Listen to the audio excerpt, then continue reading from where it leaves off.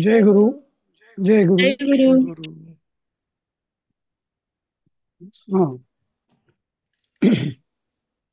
तर मी या दशरथस्य राज्यशासन वर्णनम याचं त्याच्या पुस्तकातनं कॉपी करून त्याच्यात घातलेलं आहे. आपल्याला या पाठाचा अभ्यास करायला थोडा सोपा जाईल.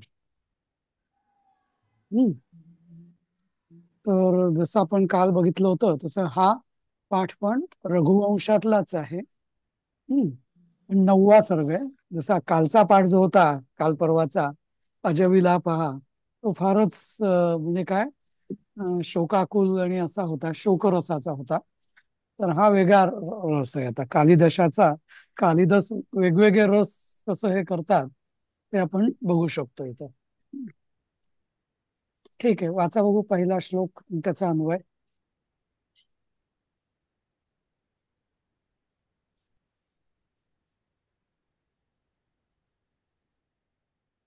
श्लोक तर वाचणं कठीण आहे सर. हा.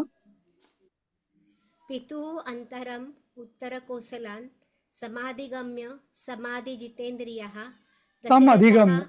समधिगम्य. समधिगम्य. समाधी नाही. समधिगम्य. हां, हा. समधिगम्य बरोबर. हां, हम्म. समधिगम्य. हां. हम्म. दशरथः प्रशशास महारथो यम यमवतां यमवताम आणि मग पुढे काय आहे? अवतांच. अवतांच. इथे श्रवतांच दिलंय खाली. नाही ते जाऊ दे, पण अवतामच म्हणूया हां, आपण. सांगतो मी त्याचं का बरं. अवतांच धुरी स्थितः. श्रवताम नको, ऍक्च्युली अवताम पाहिजे इथं. अवताम हम्म. पाहिजे ना. हं. हम्म. अवतांच धुरी स्थितः. त्याचा हम्म. अन्वय दिलाय खालीच. समाधी जितेंद्रियः हम्म. यमवताम् अवतांच धुरी स्थितः महारथः दशरथः पितुः अनन्तरम् उत्तरकोसलान् समधिगम्य प्रशशास. हम्म. त्याचा तर अर्थ. आता आपण आधीचं ते अजविलाप बघितला ना. तर अज हं, नंतर मग लवकरच तो गेला अज. त्याने पत्नीच्या वियोगाने देहत्याग केला. आणि मग हा अजाचा जो मुलगा दशरथ, तर याचं वर्णन आहे इथं. तर याने राज्यकारभाराला सुरुवात केली, तर त्याचं आता वर्णन म्हणजे आहे. तो लहान असतानाच का? लहान म्हणजे अगदी तरुण वयात असं म्हणता येईल. हम्म. तरुण वयात. हं. हम्म. तर आता इथं समाधी जितेंद्रिय हा. तर समाधी, तर इथं त्याने खाली मंजिरी, मंजिरी म्हणजे त्याचं स्पष्टीकरण अजून. हा. तर समाधीना संयमेन जितेंद्रिय. समाधी म्हणजे काय? नियम. समाधी म्हणजे नियम किंवा ध्यान. समाधी नियमे ध्याने इति कोश हा. म्हणजे काय? समाधी. तुम्हाला एक संस्कृत मध्ये एक माहिती असेल. हे सगळ्यांनी म्यूट करा ना, आवाज येत आहेत खूप. हम्म. तर हा. समाधी नियमे ध्याने असा कोश. कोश म्हणजे अमरकोश. अमरकोशामध्ये कसं असतं की साधारणतः एकच अर्थ किंवा जवळपास एकच अर्थ असलेले शब्द एकापाठोपाठ एक असे जोडलेले असतात. आणि पूर्वी म्हणजे जे संस्कृत शिकायचे ना, तर त्यांना आधी अमरकोश पाठ करायला सांगायचे. कारण तो अमरकोश म्हणजे डिक्शनरीज जवळपास संस्कृतची. पण तो अमरकोश पाठ केला की त्यांना साधारण शब्दांचा साधारण अर्थ कळायचा. कधी कधी थोडासा फरक असतो, पण साधारण अर्थ कळून जायचा. तर इथं म्हटलेलं ना, समाधी नियमे ध्याने. म्हणजे आता समाधीना जितेंद्रियास म्हणजे नियमाने, म्हणजे जितेंद्रिया म्हणजे आपल्या म्हणजे समाधीना म्हणजे संयमाने जितेंद्रिय म्हणजे आपल्या संयमाने जो आपल्या इंद्रियांना जिंकलेला, इंद्रियांवर ताबा असलेला. यमवताम अवतामच. आता यमवताम अवतामच काय? यमवताम म्हणजे अं, जे योगी, हा, जे यम नियम वगैरे जे करतात ना, हे जे अष्टांग योग, त्याची सुरुवात यमापासून होते. यम नियम आपण म्हणतो ना, तसं. तर यमवताम, तर ते यमवताम म्हणजे योगी लोकांना. अवताम, हा, म्हणजे तो योगी पण होता आणि अवताम म्हणजे जसं आपण अथर्व शीर्षात म्हणतो ना, काय अवधातारम अवधातारम, अव म्हणजे रक्षण करणे, तर अवताम म्हणजे रक्षण करणाऱ्यांमध्ये. हा, हे यमवताम म्हणजे नियम म्हणजे योग्यांमध्ये, आणि रक्षण करणाऱ्यांमध्ये च धुरी स्थिता. धुरी म्हणजे काय? श्रेष्ठ. धुरी किंवा धुरा ज्याला आपण म्हणतो ना, धुरा म्हणजे धुरी स्थिता म्हणजे ज्याला आपण पोल पोल पोझिशन ज्याला आपण म्हणतो ना इंग्लिशमध्ये, पोल पोझिशन म्हणजे अगदी मुख्य जागा. हा, म्हणजे यम म्हणजे संयमाने जितेंद्रिय करणाऱ्या योग्यांमध्ये आणि रक्षण करणाऱ्यांमध्ये सुद्धा धुरी स्थिता, जो मुख्य असा महारथ हा. तर असा महारथी दशरथ. हा. हा, असं इथं अर्थ आहे. हा.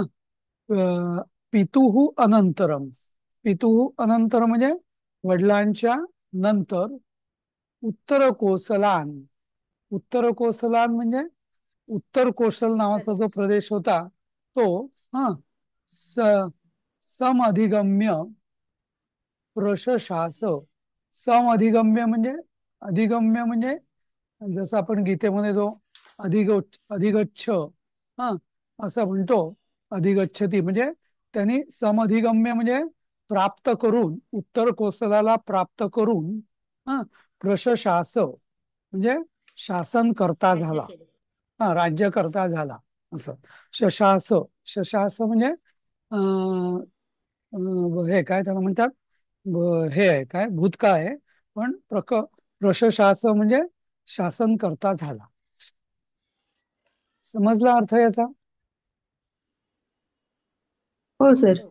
हो सर, समजला. हम्म. आता पुढचं वाक्य वाचू. इथं पण हिंदीमध्ये याचा सर अर्थ. समाधी, सर समाधी जितेंद्रिय हा एका ह्याचा जरा परत अर्थ सांगाल का प्लीज? हा, समाधी जितेंद्रिय हा यमवताम अवताम असं दुरी स्थित. आता इथं समाधी म्हणजे नियमाने. हा, नियम जितेंद्रिय ओके. नियमाने. हा, नियमाने. हा. हा, आणि जितेंद्रिय म्हणजे इंद्रिय इंद्रिय जिंकणाऱ्या. कामामध्ये. हा, इंद्रिय जिंकणाऱ्या. हा, नंतर यमवताम अवतामच धुरी स्थिता. यमवताम म्हणजे जे योग्यांमध्ये आणि रक्षण करणाऱ्यांमध्ये. हा, जो ने म्हणजे जो नेता होता किंवा श्रेष्ठ होता. धुरी स्थिता म्हणजे श्रेष्ठ. I want to show you in the good news. I am in the Shivan temple, Tanjavur, you know. हा हा.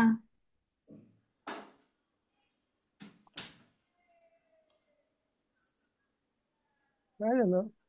हा. हम्म. तर हा.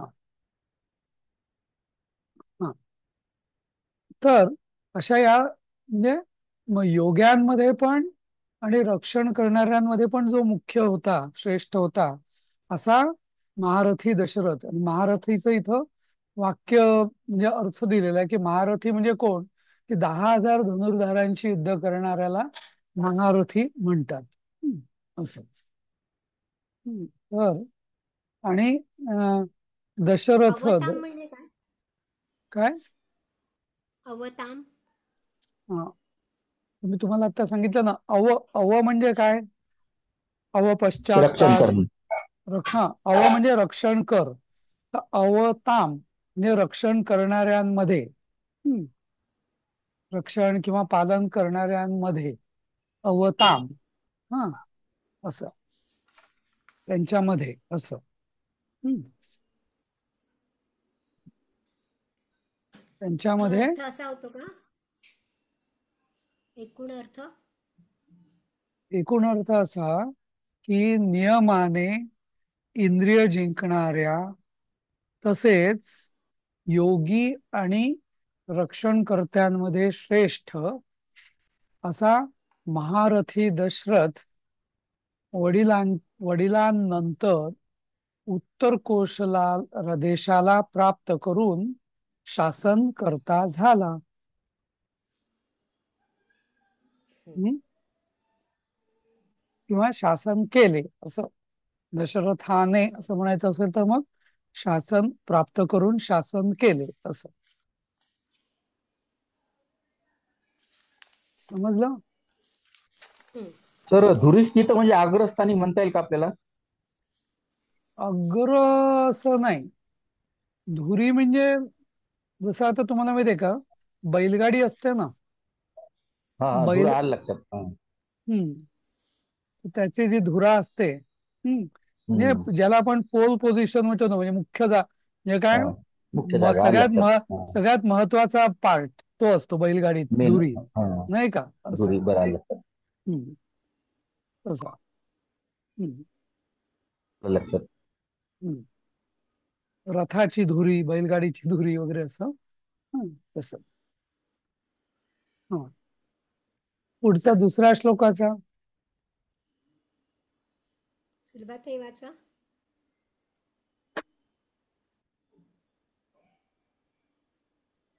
हा, नाही येत का ज- सुलभाताई? तरी मी बाहेर आहे, थोडा वेळात पोहोचते मी. अच्छा. अच्छा.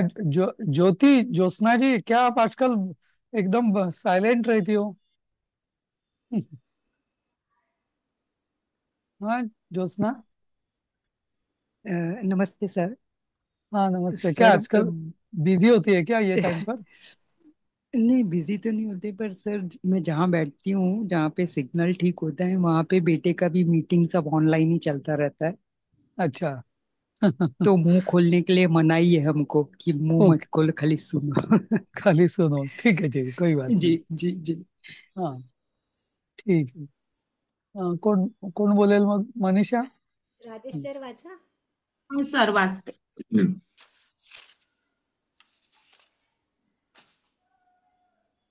अधिगतं विधिवद्य वपालयत् प्रकृतिमण्डलान् मंडलात्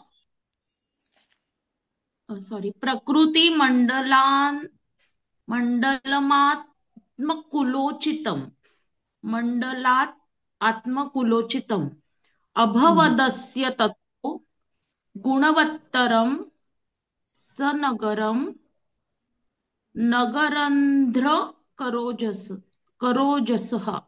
हम्म, परत वाचते सर. अधिगतम हम्म, आत्मकुलोचितम सनगरम प्रकृतिमंडलम यत विधिवत अपालयत ततः नगरंध्र करोजसः अस्य गुणवत्तरम अभवत. हम्म. तर आता इथं याच्या काही काही व्याख्या दिलेत. अधिगतम म्हणजे प्राप्तम, मिळालेलं. हा. आत्मकुलोचितम म्हणजे स्वतःला, स्वतःच्या कुलाला उचित असं. हा. म्हणजे नगरम, सनगरम म्हणजे न नगरासहित असं. प्रकृती मंडलम म्हणजे पूर्ण तो प्रदेश. यत विधिवत. हा. तर प्रकृतीमध्ये सगळे प्रजा वगैरे सगळं आले याच्यामध्ये. हा. यत जे विधिवत म्हणजे ज्याला विधिवत अपालयत म्हणजे त्या सगळ्याचं त्यांनी म्हणजे आपल्याला नियमाप्रमाणे. मिळालं होतं त्याचं विधिवत पालन केलं. अपालयत म्हणजे पालन करता झाला. ततः म्हणजे त्यानंतर. कायद्याप्रमाणे. हा म्हणजे विधीनुसार. कायद्या म्हणण्यापेक्षा आपल्या म्हणजे राजाचं जे कर्तव्य आहे त्यानुसार. हम्म. नर नंतर नगरंध्र करऊ जसा, याचा अर्थ दिलेला आहे या इथं. नगस्य रंध्र करो हो, नगरंध्र करा हा. तद ओजसस तस्तुल्य बलस्य अस्य दशरथस्य गुणवत्तरम अभवत. हा. आणि त्याच्या म्हणजे नग म्हणजे नगरंध्र करत. इथे याचा अर्थ बघूया आपण हिंदी में। दशरथ ने अपने पूर्वजों से प्राप्त हुआ और अपने कुलोचित नागरिक जनों के सहित पूरे देश का इतना सुचारू रूप से पालन किया कि हाँ, न कार्तिक के समान बल वाले इस दशरथ की गुणवत्ता सबसे अधिक हो गई. असं. आता इथं नगरंध्रकरः म्हणजे नगः रंध्रम करोति इति नगरंध्रकरः म्हणजे नगस्य पर्वतस्य क्रौंचस्य हा नगरंध्रकरस्य म्हणजे कार्तिकेयस्य प्रोज इव. हम्म हम्म. तर कार्तिकेय नगरंध्रकर म्हणजे इथं कार्तिकेयाला म्हटलेलं आहे. कार्तिकेयासारखं हा कुमारस्वामी किंवा कार्तिकेय त्याच्यासारखं हा अं, दशर हा नंतर अस्य गुणवत्तरम अभवत की याचं म्हणजे याचं दशरथाचं गुण हा म्हणजे दिवसेंदिवस वाढत गेले असं. उत्तरोत्तर त्यांची वाढ झाली असं त्यांना म्हणायचं आहे. नगर दशरथाची गुणवत्तेची दिवसेंदिवस वाढ होत गेली. गुणवत्तरम अभवत असं. समजलं. आता अधिगतम जे प्राप्त मिळालेलं, आत्मकुलोचितम स्वतःच्या कुलाला उचित असं, सनगरम प्रकृती मंडलम म्हणजे त्या तो जो प्रदेश आहे महाकौशल किंवा तर उत्तर कौशल तर त्याच्या त्याला त्याचं विधिवत पालन करून त्याने पालन केले आणि त्यानंतर कार्तिकेयासारखं नगरंध्र करह ओजसहा असं अस्य म्हणजे कार्तिकेयाप्रमाणे याची गुणवत्ता वाढत गेली असं. तर नगरंध्र याच्यावर त्यांनी बरंच चर्चा केलेली आहे. नगस्य रंध्रकरः म्हणजे कुमारः क्रौंचधारणः इति अमरः म्हणजे कुमारः म्हणजे आता इथं का तर आणि त्याचं ओज म्हणजे शक्ती म्हणजे कार्तिकेयाची जशी शक्ती वाढत गेली हा तसं त्याला म्हटलेलं आहे. व्याख्या अधिगम्य ते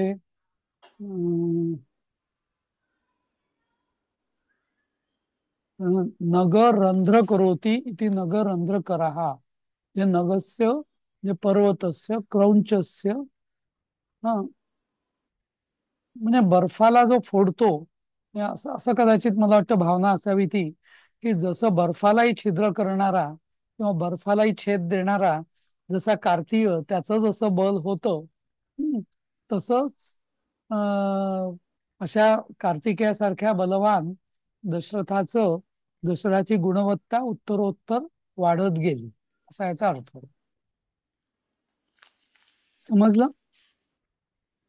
काय ते परत सगळं कार्तिकाचं हो बळ सर, कसं समजलं. वाढलं म्हणजे कार्तिकेयासारख्या नगराने हा नगरंध्र कर म्हणजे कार्तिकेय ओजसा हा म्हणजे कार्तिकेयासारखं बल किंवा तेज असलेल्या ह्याची म्हणजे दशरथाची गुणवत्ता वाढत गेली असं. गुणवत्तर म्हणजे तो अधिकाधिक गुणवान होत गेला असं. नाही तुम्ही ते वेगळं सांगितलं होतं ना काय ते नगरंध्र हा तर काय नगर पुस्तकाचा पण बर्फालाही काय अर्थ आहे सर. म्हणाल होतं हा पुस्तकाचा बरोबर. अर्थ आहे सर नगरंध्र न- करोजसता. काय अर्थ आहे पुस्तकात. कार्तिक के कार्तिकेय के बल के समान इस दशरथ के. हा तर ते कसं आलं तसं तुम्ही तर सांगितलं तसंच आहे ते. हा तर नग म्हणजे पर्वत, रंध्र म्हणजे छिद्र करणारा किंवा छेडणारा म्हणजे पर्वतालाही छिद्र करणाऱ्या हा असा असं कोण करू शकतो तर देवांचा जो सेनापती आहे तोच करू शकतो. तर देवांच्या सेनापती असलेल्या कार्तिकेयासारखं बल, ओज म्हणजे बल किंवा तेज. ऍक्च्युअली आयुर्वेदानुसार ओज हा तेजापेक्षा म्हणजे शक्तीपेक्षाही वरचा आहे. बल म्हणजे नुसती शारीरिक शक्ती, पण ओज म्हणजे त्याचं तेज. तर तसं असं तेज असणाऱ्या दशरथाची म्हणजे दशरथाचं गुणवत्ता अधिकाधिक वाढत गेली, उत्तरोत्तर वाढत गेली असं. तर ते ओजस्वी ओज वरूनच आलंय का मग? हो ओजस्वी. हा. ओजस्वी तेजस्वी आपण म्हणतो ना. हम्म. मनस्वी तसं सगळं. हम्म. स्वी म्हणजे असलेलं, तो गुण असलेला. हा असं. ज्याच्यामध्ये ओज आहे असा म्हणजे जो हो हो हो काय बरोबर. असतं ते. हा, ठीक आहे. अं, हं, अं, हा. तर पुढचं तिसरं तिसरं श्लोक वाचा. हा मी वाचू. हा वाचा. उभयमेव वदन्ति मनीषिणः समयवर्षितया कृतकर्मणां बलनिषूदनमर्थपति च तं श्रमनुदं मनुदण्डधः सनन् सन्व सन्वयम् सन्वयम्. हा तर याचा अन्वय बघा इथे लिहिलेला आहे याचा. हा वाचा. हा माझा ॲरो आहे ना इथे.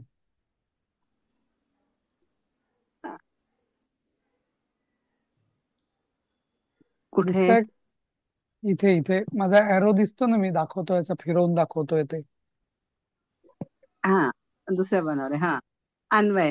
मनीषिणः बलनिषूदनं मनुदण्डधरान् वयम् अर्थपतिम् इति उभयम् एव समयवर्षितया कृतकर्मणां श्रमनुदं वदन्ति. हम्म बरोबर. तर म मनीषिण हा म्हणजे मनीषी म्हणजे कोण? विद्वान. म्हणजे विद्वान किंवा म्हणजे मन मनस ईशा तर मनीषा. आणि ज्यांची आपली कोण, हा मनीषाचा मागे एकदा आपण बोललो होतो ना, मनीषा आठवतं का अर्थ? हो हो हो. आणि हा ती मात्र म्हणजे वेलांटी पण दुसरी पाहिजे असं पण वेलांटी तुम्ही दुसरी पाहिजे सांगितलं. असं मी सांगितलं होतं, बरोबर. हो तेच. तर इथे अगदी त्याचं डिटेल व्याख्या दिलेली आहे की मनस ईशा इति मनीषा. आणि मनीषा म्हणजे बुद्धी अस्ति येशाम. हा आता मनीषिण हा म्हणजे कोण? की ज्यांची बुद्धी हा असते ते मनीषिणा. म्हणजे ज्यांच्या मनात जे येईल म्हणजे म्हणजे ज्यांची प्रखर बुद्धी असते त्यांना मनीषा किंवा मनीषिण असं म्हणतात, म्हणजे विद्वान लोक असं. मनीषिण. आणि पुढं आहे बलनिषूदनम. बलनिषूदनम म्हणजे काय? इथं बल या शब्दाचा अर्थ आहे शत्रूचा किंवा राक्षसांचा. हा आता तो म्हणजे विद्वान मनीषिणा मनीषिन याचं बहुवचन आहे मनीषिणा म्हणजे विद्वान लोक. हा नंतर बलनिषूदनम म्हणजे बल राक्षसांचा, निषूद म्हणजे म्हणजे नाश करणारा म्हणजे इंद्र. मनुदंड धरान्वयम.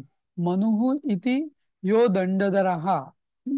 इथं इति मनुदंडधरा. मनु इति म्हणजे मनुसारखा जो दंड धरतो. म्हणजे मनु हा आपल्या इथं राज्यकारभार कसा करावा? तर मनुसारखा करावा. दंड म्हणजे शासन. तर शासन कसं करावं? तर मनुसारखं करावं असं म्हटलेलं आहे. म्हणून मनुदंडधरान्वयम अर्थपतीम. अर्थपतीम म्हणजे अर्थस्य विषयस्य देशस्य इत्यर्थ पती पालक. अर्थपती म्हणजे राजा.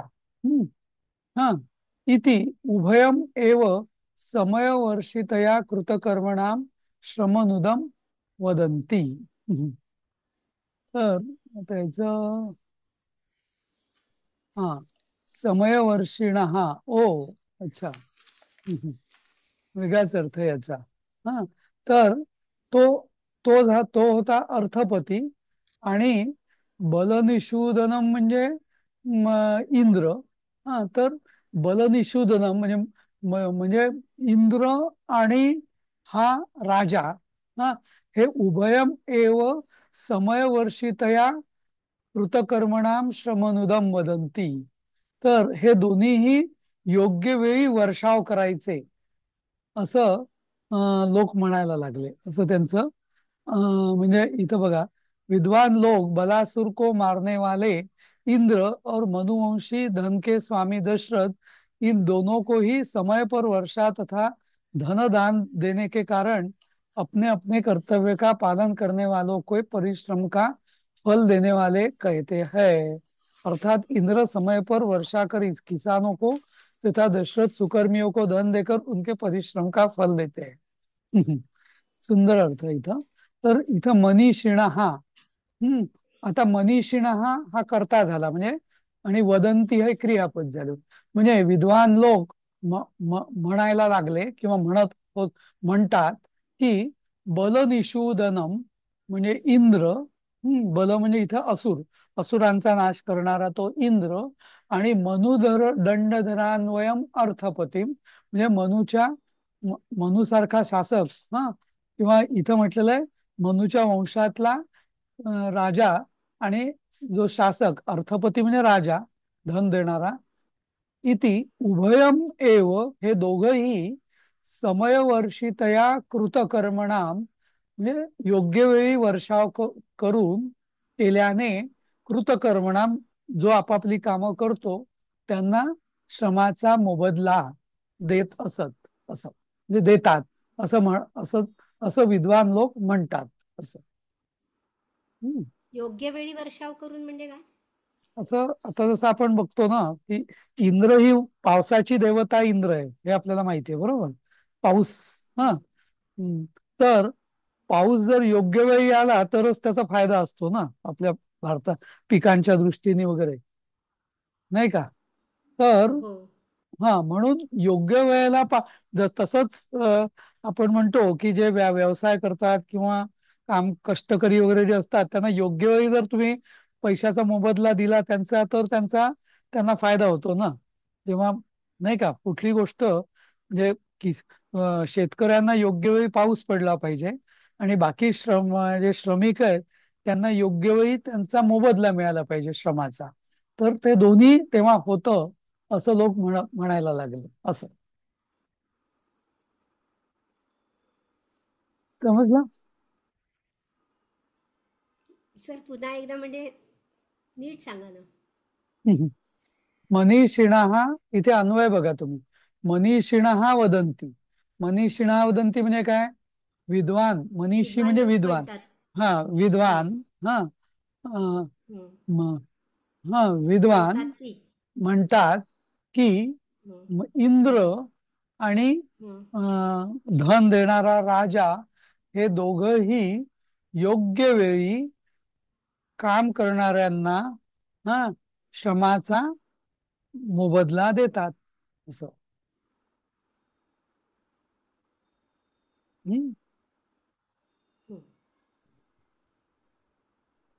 बरोबर. याच्यात गौरवास्पद काय आहे? गौरवास्पद असं आहे की म्हणजे योग्य राज्यकारभार, जसं आपण म्हणतो ना की राजाने योग्य वेळी लोकांना मदत केली पाहिजे ना. योग्य म्हणजे नको तेव्हा मदत करण्यातही अर्थ नाही, किंवा उशीर झाल्यावरही मदत करण्यात अर्थ नाही, नाही का. जसं म्हणजे एक आता उदाहरण द्यायचं झालं तर आपल्या इथे मध्ये कोविडमध्ये सगळ्यांचे जेव्हा जॉब्स गेले होते, नाही का, मग सरकारने काय निर्णय घेतला की नाही, सगळ्या श्रमिकांचे जॉब्स गेले तर त्यांना निदान एक काही नाही तर निदान पोट भरायला धान्य तरी मोफत दिलं पाहिजे, नाही का. तर तो योग्य निर्णय झाला. पण अजूनही ते मोफत देणं सुरू आहे, ते योग्य आहे की नाही मला ते वाटत अयोग्य नाही. आहे, ते ते भरपूर अयोग्य अयोग्य आहे. आहे. त्यांना काय म्हणजे मग लोक आपण तर देतात आळशी, आणि विकतात. मग म्हणजे आता देणं हे त्यांना आळशी करणं आहे. पण योग्य वेळी मदत करणं हे राजाचं योग्य म्हणजे योग्य राजाचं कामच आहे ना, ते चांगल्या राजाचं, नाही का, किंवा चांगल्या नाही तर राज्यकारभाराचं ते लक्षण. नाही तर वराती मागून घोडं होईल ना. एक तर वराती मागून नाही, घोडं, आपल्यावर टॅक्स वाढतात अगं. नाही, त्यांना एक तर फुकट वराती देतात आणि मागून घोडं टॅक्स आपले दिलं तरी वाढवतात. प्रॉब्लेम आहे, किंवा उगीच मदत केली तरी प्रॉब्लेम आहे. असं करेक्ट करेक्ट. असं काय बहीण काय भाऊ बहिणीची योजना, भावाची योजना, काय फालतू योजना चालवल्यात आणि आपले टॅक्स वाढवत चाललेत. सगळ्या याच्यावर जीएसटी, परत इन्कम टॅक्स, परत हे टॅक्स ते टॅक्स, नुसतं टॅक्स मध्येच सगळं जातं आपलं. तेच काय, फक्त रिझर्वेशनचंही तसंच आहे ना. खरं ते कधीच आता हे करायला पाहिजे, थांबवायला पाहिजे. नाहीतर काय ते अर्ध भाडं काय, फुकट काय, काय फालतूपणा चाललाय अक्षरशः. झिरो करायचं दिसतंय मला वाटतं हे सगळं यांचं. आता 4था श्लोक घ्यायचा का? हो. घ्या. पुढे कोण कोण वाचेल चौथा श्लोक? वाचू का सर मी? हा वाचा. हा. जनपदेन गदः पदमादधाव भिभवः कुत एव सपत्नजः क्षितिरभूत फलवत्यज फलवत्यजनन्वये शमरते गजरते जसी पार्थिवे. हम्म. हे नंदने पाहिजे का? नंदने मूळ शब्द तुमच्या पुस्तकात काय बघून घ्या एकदा. हा तसाच आहे. काय अन्वने की नंदने नंदने? नंदने नंदने हा तेच नंदने. मला नंदने. हा आता हे बघा, तुम्ही वाचलं ना हे, पण कसं वाचायला हम्म, पाहिजे सांगतो. जनपदे न हम्म, गद पदम आदधाधौ आदधाधौ अभिभव हम्म, उत एव सपत्नजः क्षितिः हम्म, अभूत फलवती अजनंदने शमरते हम्म. शमरते अमर तेजसी पार्थिवे. असं. हे गरते पण नको, म पाहिजे. तर हा, हम्म. म्हणजे बोलता बोलताच ना, वाचता वाचतात ना, आपण संधी तोडून वाचायला शिकलं पाहिजे. असं हो जेवढं सर, शक्य हो होईल. सर, हम्म. हो सर, हो हो. हा हा. हम्म, हम्म, हम्म. आता हे वाचा. अन्वय वाचा काय? त्याचा. अन्वय. अन- हा. शम शमरते अमरते जसी अजनंदने पार्थिवे सती जनपदे गदः पदम न अदधौ सपनजः अभिभवः कुत एव क्षितिः फलवती अभूत. अभूत नाही, अभूत. अभूत हा अभूत. हा. हम्म, अच्छा, आता इथं क्षिती ही फलवती अभूत.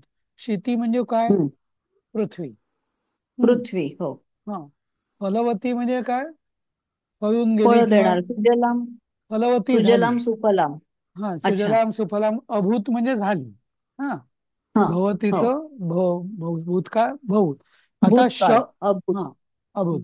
तर क्षिती ही फलवती अभूत. हा. हम्म. आता याचा बाकी शब्द बघूया. शमरते. शमरते म्हणजे काय? शम म्हणजे काय? शम म्हणजे शांती. शांत होणे, शमन होणे. हा. शांती. हा. आणि हम्म, रते म्हणजे शांतीमध्ये रत. हा किंवा हा हम्म, म्हणजे शांतीमध्ये रत. अमर हम्म, तेजसी. तर तेजसचं परत हम्म, हे शमरते हे परत हम्म, हम्म. अमर तेजसी म्हणजे अम देवांसारखं. अमर म्हणजे देव. हा हा. हम्म.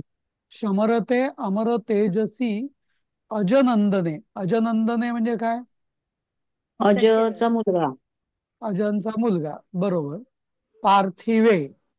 पार्थिवे हम्म, म्हणजे काय? देशात. हम्म. मित्र हा हम्म. हम्म. सती हो. जनपदे गदहा पदम न आदधौ. तर हम्म. हा तर इथे गद म्हणजे व्याधी, म्हणजे रोग. म्हणजे हा. शांतीपरायण देवांसारख्या तेज असलेल्या अजनंदन हम्म, अंजनाच्या पृथ्वीवर. पार्थिवे म्हणजे पृथ्वीत किंवा पृथ्वीवर म्हणजे देशावर. हा. हम्म, हम्म, सती जनपदे म्हणजे त्या प्रदेशात गदहा पदम हम्म, न आदतो. रोग हम्म. पाय ठेवू शकला, रोगाने पाय ठेवला नाही. गदहा पदम हा. न आदतो म्हणजे रोगाने पाय ठेवला नाही. किंवा हम्म, दिला नाही. आदधो म्हणजे दिला. पाय दिला नाही म्हणजे प्रवेश केला नाही. हम्म. हम्म. का पाय असा ठेवू शकला नाही. शकला नाही, नाही म्हटलेलं आहे त्यांनी. हम्म. आदधो म्हणजे ठेवला नाही असं. हा. अच्छा, ओके. हम्म, हम्म. नंतर हम्म, सपनजः. हा. हम्म, अभिभव कुत एव क्षिती सपनजः. हा. हम्म. सपत्नजः आहे काय? खाली दिलंय हा सर, हा खाली इथं नाही नाही मी ते लाल अन्वयात अक्षरात आहे. हा ते नाही सपनजा नको ते मी बघून जरा कन्फ्युज झालो. ते सपत्नजा हा आहे. हा तर अच्छा. हा आता इथं तुम्हाला एक गंमत वाटेल की ब- अं, सपत्नेभ्यः म्हणजे शत्रुभ्यः हा हम्म. म्हणजे पत्नी या शब्दाचा दुसरा अर्थ शत्रू पण होतो बरं. अच्छा. हो हम्म. हा तस नवीनच आहे. नवीनच आहे. हा तर शत्रू सपत्नजा म्हणजे शत्रूपासून हा सपत्नजा म्हणजे शत्रूपासून जन्मलेलं म्हणजे झालेलं हा अभिभवा म्हणजे आक्रमण कुतः एव मग कुठून होणार. हा म्हणजे रोगाने सुद्धा पाय नाही ठेवला त्याच्या देशामध्ये तर शत्रूचं आक्रमण कुठून होणार. हा आणि त्यामुळे हा क्षिती फलवती अभूत म्हणजे पृथ्वी त्यामुळे म्हणजे फुलाफळाने बहरली किंवा समृद्ध झाली फलवती झाली असं ते समजलं. अभिभव काय सर? अभिभव म्हणजे आक्रमण. अच्छा. हम्म. हम्म. पूर्ण अर्थ परत एकदा सांगा. तर शमरते म्हणजे शांतीत रत असलेल्या अमर तेजसी देवतांसारख्या अजपुत्राच्या प्रदेशात आणि जनप्रदेशात हा गदा म्हणजे रोग पाय रोगाने पाय ठेवला नाही. हम्म. तर मग हा शत्रू आक्रमण कुठे करणार. हम्म. हा कुतः म्हणजे कुठून कुठून येणार किंवा कसा येणार. हा आणि म्हणून अतः म्हणजे म्हणून क्षिती फलवती अभूत असं. तर पार्थिवी म्हणजे देशात का? हा पार्थिव म्हणजे जमीन म्हणतो ना आपण. पार्थिव म्हणजे माती पृथ्वी जमीन पृथ्वी हा पृथ्वी असं. हम्म. पार्थिवे म्हणजे पार्थिव ग्रह. पार्थिवे म्हणजे मातीपासून माती सप्तमी आली या मातीत हम्म. असं म्हणतो ना आपण. पृथ्वीवर. या मातीत रोग सुद्धा या आला नाही प्रदेशात. असं. हा प्रदेशात किंवा या मातीत असं. प्रदेश हा. असं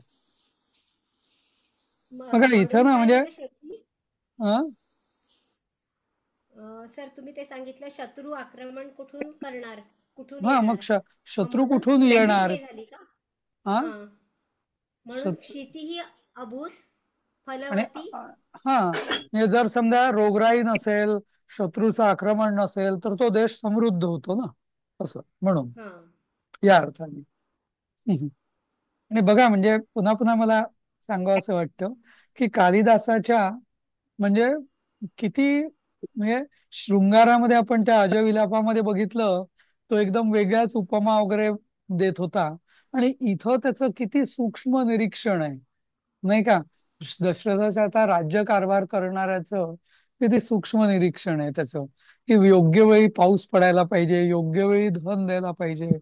हा मग नंतर रोग नाही आणि शत्रूचं आक्रमण नाही तर तो प्रदेश समृद्ध होतो. म्हणजे त्याचं राज्यकारभाराचं ज्ञान सुद्धा किती खोलात असलं पाहिजे.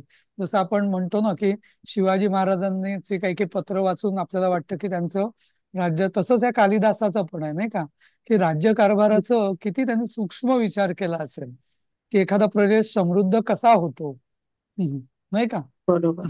हा म्हणजे आधीच्या श्लोकांमध्ये म्हणजे राज्यकारभार नुसता चांगला आहे नाही चांगला राज्यकारभाराची वैशिष्ट्य काय असं तो छान एकामागून एक प्रत्येक श्लोकात कालिदास सांगतोय आपल्याला नाही का. असं हो. असं. ठीक आहे इथं थांबूया आपण उद्या सुरू करूया पुढचं. ओके. धन्यवाद सर. जय गुरु. जय गुरु थँक्यू. जय गुरु जय सर गुरु जय जय गुरु. गुरु जय गुरु. जय गुरु.